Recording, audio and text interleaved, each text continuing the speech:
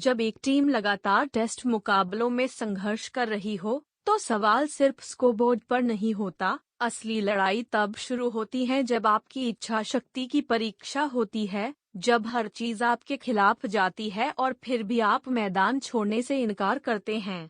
भारत के लिए चौथा टेस्ट कुछ ऐसा ही बन गया है।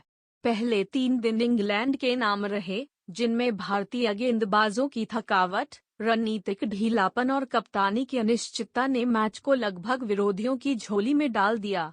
इंग्लैंड ने 669 रन बनाकर भारत को मानसिक रूप से पूरी तरह तोड़ दिया था, और जब स्टोक्स ने शतक जड़कर 311 रन की लीड खड़ी कर दी, तब लगने लगा कि यह टेस्ट भी हाथ से गया।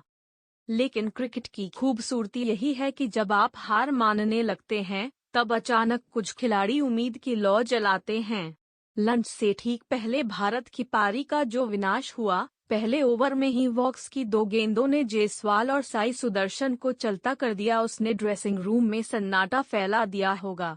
0 पर 2 विकेट गिरने के बाद कप्तान शुभमन गिल जब मैदान पर उतरे, तो सिर्फ उनका बल्ला नहीं, उनकी मानसिकता भी परखी जानी थी। पिछले 3 पारियों में फ्लॉप होने और फील्ड पर विवादास्पद कप्तानी की वजह से वे पहले से ही आलोचना झेल रहे थे। लेकिन जो कुछ उन्होंने उसके बाद किया, उसने दिखा दिया कि दबाव में तपकर ही असली सोना निकलता है।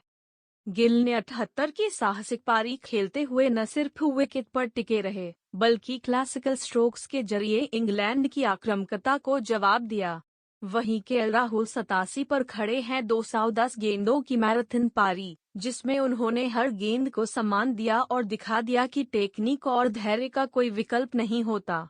दोनों के बीच की 174 रन की साझेदारी ने न केवल भारत की पारी को स्थिरता दी, बल्कि इस मैच में उम्मीद को भी जिंदा रखा है।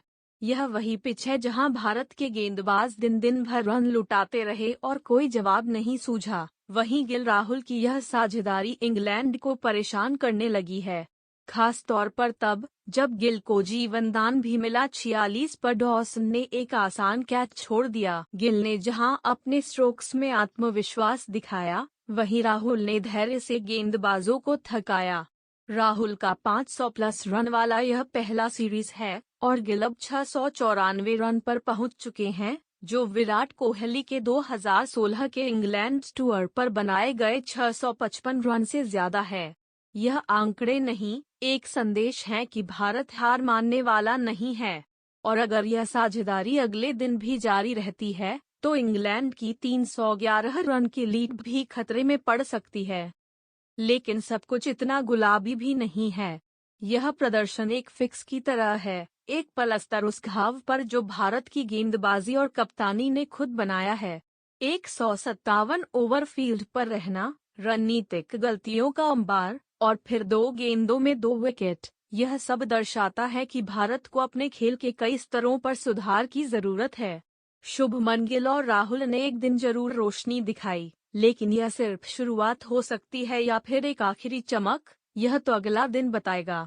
अगर भारत को वाकई सीरीज में बने रहना है, तो यही लड़ाई अब अगले दिन भी जारी रखनी होगी, बिना एक भी चूक के।